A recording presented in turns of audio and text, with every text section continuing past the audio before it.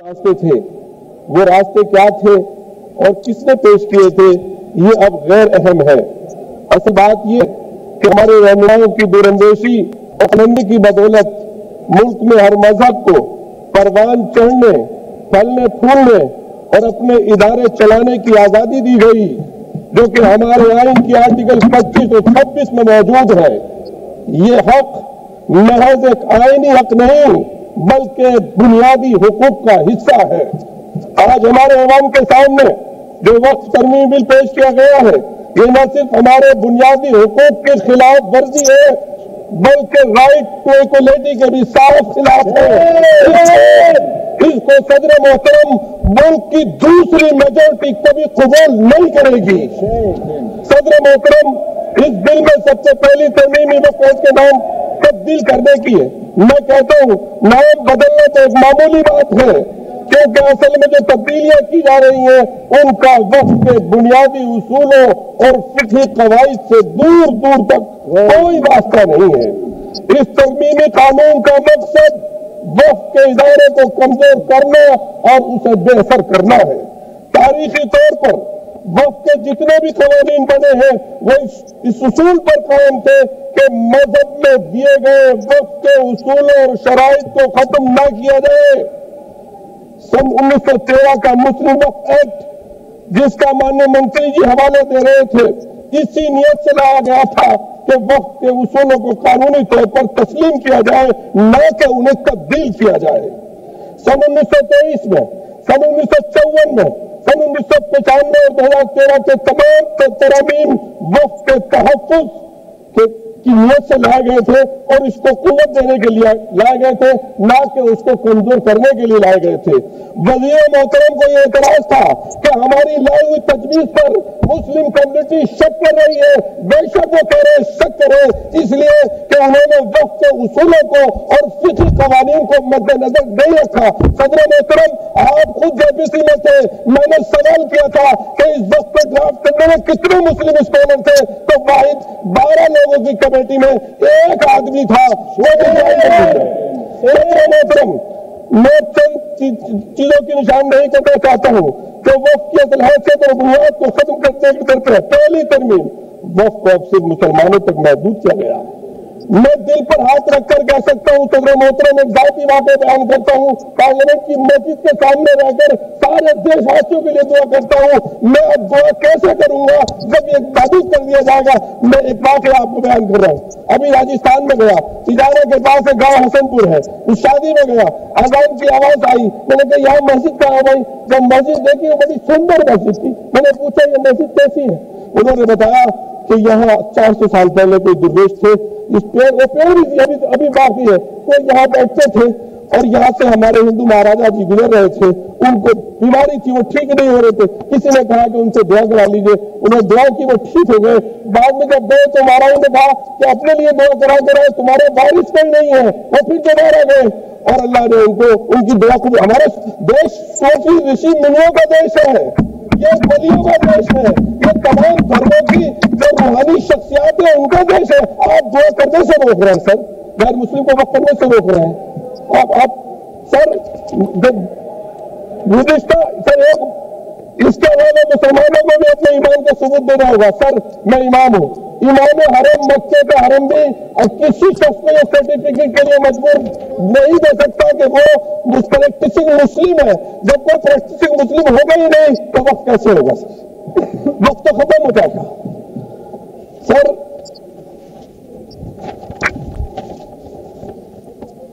वक्त by user, जिसके मुताबिक अगर वक्त की दस्तावेज ना हो, डॉक्यूमेंट्स ना हो, वक्त करने वाले की शनाख्त ना हो, तो लंबे अरसे से जारी इस्तेमाल को वक्त माना जाता है। ये उसूल हमने नहीं बनाया, प्रिवी काउंसिल के फैसलों से बाज़ाब्ता तौर पर यह उसूल माना गया। सर 100 साल पुरानी मस्जिद तो बाकी रहेगी, लेकिन 600-700 साल पुरानी मस्जिद का कोई रिकॉर्ड नहीं है, तो आप कहेंगे वक्त यूसुफ। अरे सर कितना हम लोग यकीन करें? तीसरी तरमीम बोर्ड के इंतखाबात को खत्म करके उसे मुकम्मल सरकारी इदारा बनाया जा रहा है। दिल्ली की मिसाल है उसकी। दिल्ली वक्फ बोर्ड को तहलील करके उसका इंतजाम एक एडमिनिस्ट्रेटिव अफसर के हवाले किया गया। तो एक तरफ रिलीजियस कमेटी का चेयरमैन था, दूसरी तरफ वक्फ बोर्ड का एडमिनिस्ट्रेटर था। उसने बहादुर शाह जफर जिस मस्जिद के लिए रिपेयर के लिए वो तो मेरे पास डॉक्यूमेंट है मस्जिद के, वो रात मस्जिद अखुंजी महरौली में शहीद कर दी गई। सर इससे ऐसा मैसेज आएगा, हम लोग मैसेज क्या, बहुत से लोग पता नहीं क्या क्या कहते हैं सर, लेकिन हकीकत ये है कि शायद उनका आखिरी हो ये सितम। हर सितम सोच के हम ये सह गए, हम वफा करके भी न रह गए। हमारा नाम क्यों नहीं लिया जाता आजादी को, कितनी कुर्बानियां दी है सर। मैं और क्या कहूं, कुछ लोग तो इतने नहीं रहे, दामन पे कोई दाग, न दामन पे कोई दाग, न खंजर पे कोई धब्बा, तुम नष्ट करो हो या करामात करो। धन्यवाद जी, धन्यवाद सर। हमें उनसे वफा की वक्त की उम्मीद कैसे कर सकते हैं जो नहीं जानते वक़्फ़ क्या है। धन्यवाद। उनसे कैसे उम्मीद वफा की। सर मैं अपनी बात को खत्म कर रहा हूँ। आप खत्म कीजिए, 30 सेकंड में खत्म कीजिए, 30 सेकंड। सर मेरे प्यारे वतन में एक कल्चर को परवान चलाया जा रहा है, जो कल्चर मेरे मुल्क को नहीं है। मैं अपने दिल की आवाज से कहता हूँ, हजारों साल तहजीब का जो कल्चर हमारे को देश कर रहा है, यहाँ मैं अपने इस्लाम धर्म और ईसाई और जिस धर्म के साथ भी कह सकता हूँ कि मैं इस्लाम हूँ, और आप सबका सम्मान करते हुए कह रहा हूँ, सबसे पहला इंसान और सबसे पहले इंसान के साथ हम सब की माँ इस्लाम से भी कहे, भारत में गए, भारत में जब ग्राम नगर गए, वो हिंदुस्तान आए थे। तुम्हारी तहजीब अपने खंजर से आप ही करेगी।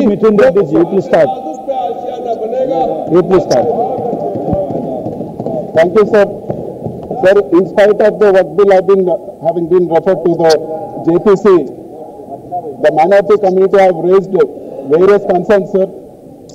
Lot of Muslim organizations like All India Muslim Personal Law Board, Jamaatul Ulama, and Jamaatul Islam Hind, and various other Muslim organizations have raised their objections, and even our party has raised objections in the JPC, sir. All our objections were in line with what OICG has also raised. So most of them were not considered, and in a country where we have almost 14.6% Muslims and 20 crore, it translates to 20 crore people, I think their concerns should be taken very seriously. Sir, we have concerns regarding this bill, and I would like to give the reasons why we are going to oppose this bill, sir. So this bill is unconstitutional as it violates Article 14, 25, 26, read with Article 13 of the Constitution. Article 13 of the Constitution says that laws inconsistent with or in derogation of that fundamental right shall be void. Sir, even Article 14 says equality before law. We oppose this bill, sir, and I would like to mention that Telugu Desam Party took our name. So I would like to say that what they have spoken today and what they have done today, not one minority in our state will approve of that, sir. And Y.S. Jagannath Reddy has given a word that he will stand by the Muslim community for the Waqf Board bill, and we have stood our ground. And I would like the people of Andhra Pradesh to note that Chandrababu has ditched the minority community, sir. Thank you very much. Thank you. Honorable member Shri Sudhakar Singh ji. Sudhakar Singh ji. मैं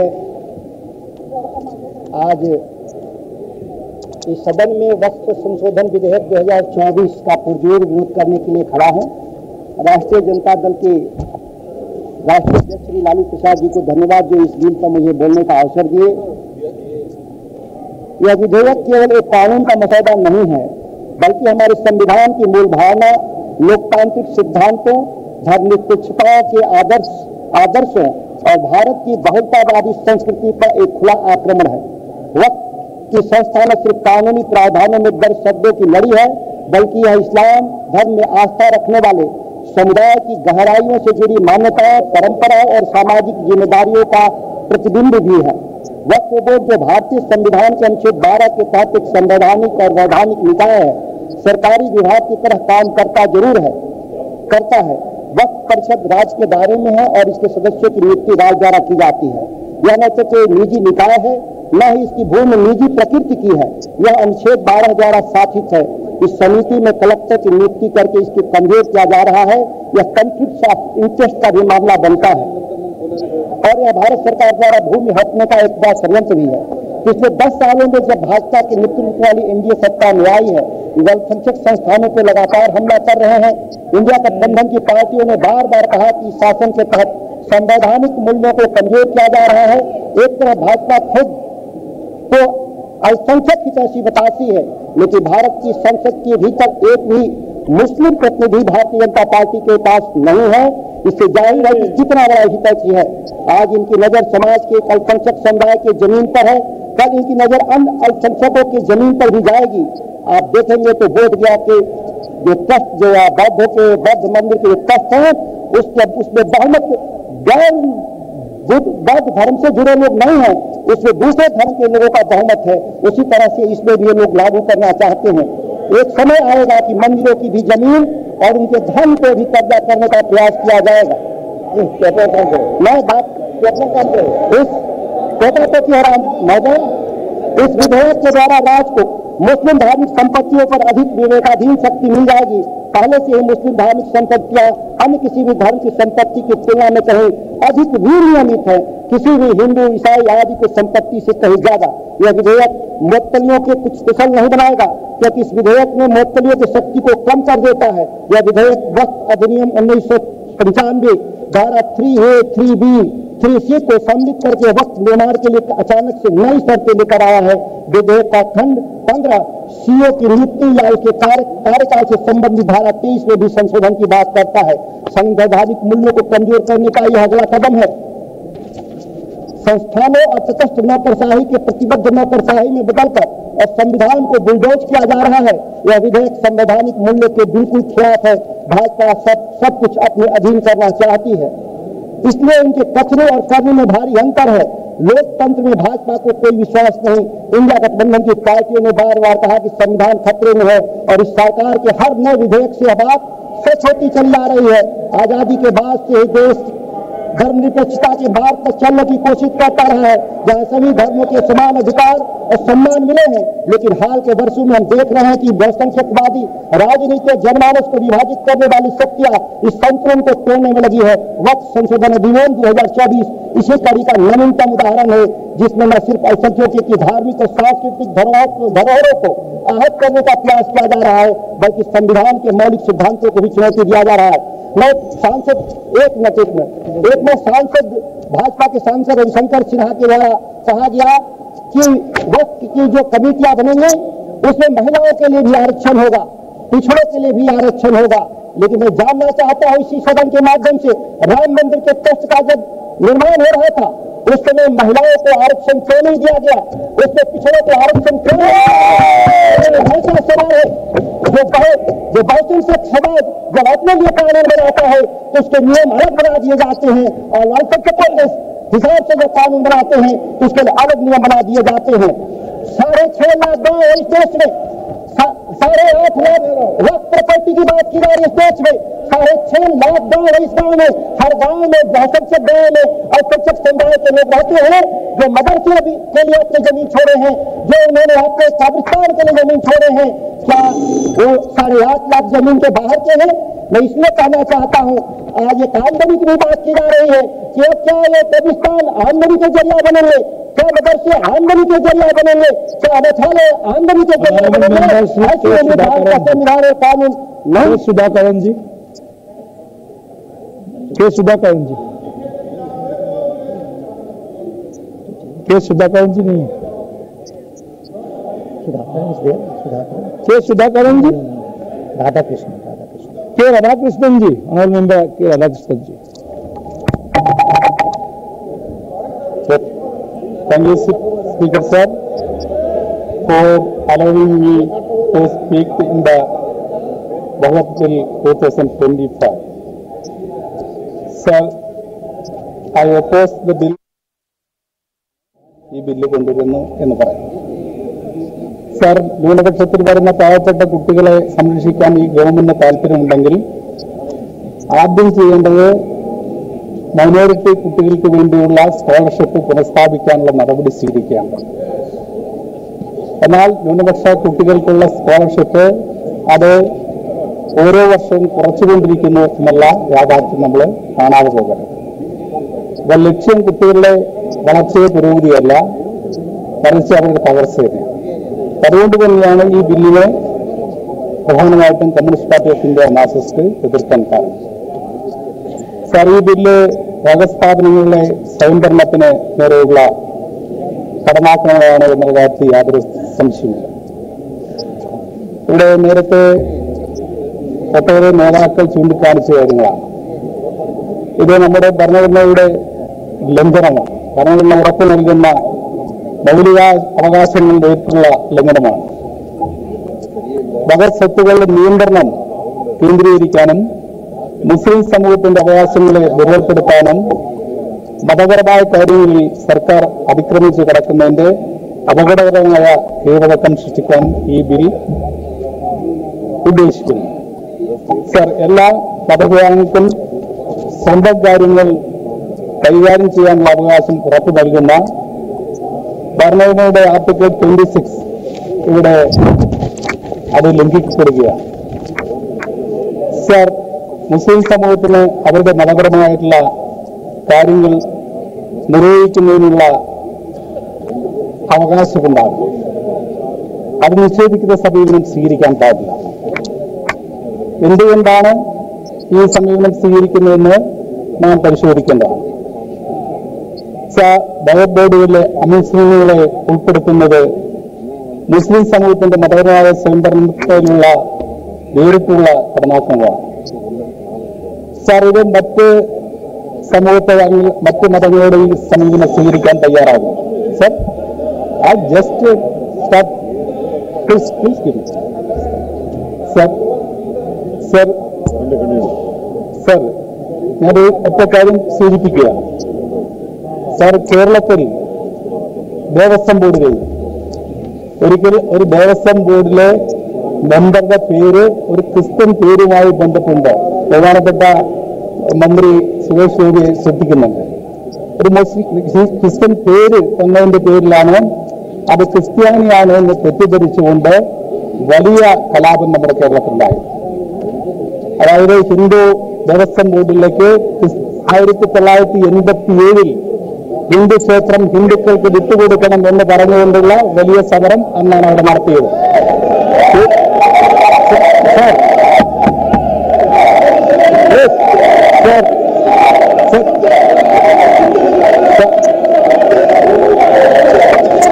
minister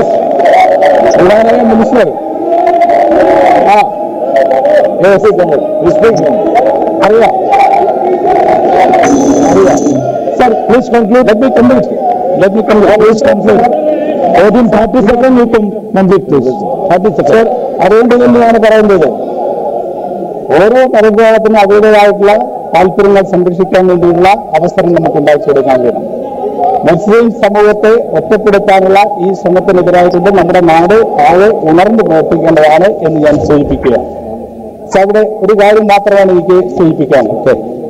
അതായത് ഈ ബില്ലിനെ അനുകൂലിക്കുന്നവർ ശ്രദ്ധിക്കേണ്ട ഒറ്റ കാര്യം. Sir, നമുക്കറിയാം Hitler ജർമ്മനിയെ എങ്ങനെയാണ് ഫാസിസത്തിലേക്ക് കൊണ്ടുപോയത്. അന്ന് ആ ഹിറ്റ്ലറുടെ ഫാസിസത്തെ സപ്പോർട്ട് ചെയ്തിരുന്ന ഒരു കവി മാർട്ടിൻ ലിയോൺ ബുള്ളർ എന്ന് പറയുന്ന ആ കവി പിന്നീട് പറയുകയുണ്ടായി. എന്താണ് പറഞ്ഞത്? അദ്ദേഹത്തിന് വിലാപകാരിയാണ്. അദ്ദേഹം പറഞ്ഞു, അവർ ആദ്യം വന്നത് കമ്മ്യൂണിസ്റ്റുകാരെ തെരഞ്ഞാണ്. അപ്പൊ കമ്മ്യൂണിസ്റ്റുകാരെ തെരഞ്ഞു വന്നു കഴിഞ്ഞ സമയത്ത് ഞാൻ അതിനെ എതിർത്തില്ല, കാരണം ഞാനൊരു കമ്മ്യൂണിസ്റ്റല്ല. രണ്ടാമത് അവർ പറഞ്ഞത് സോഷ്യലിസ്റ്റുകളെ സോഷ്യലിസ്റ്റുകളെ അന്വേഷിച്ചാണ് വന്നത്.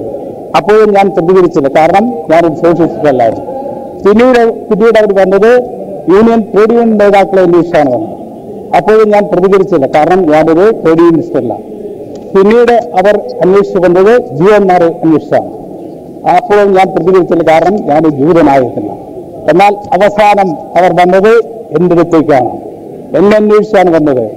അപ്പോഴേക്കും എനിക്ക് വേണ്ടി പറയാൻ ആരുമുണ്ടായിരുന്നില്ല എന്ന് അദ്ദേഹം പറയുന്നു.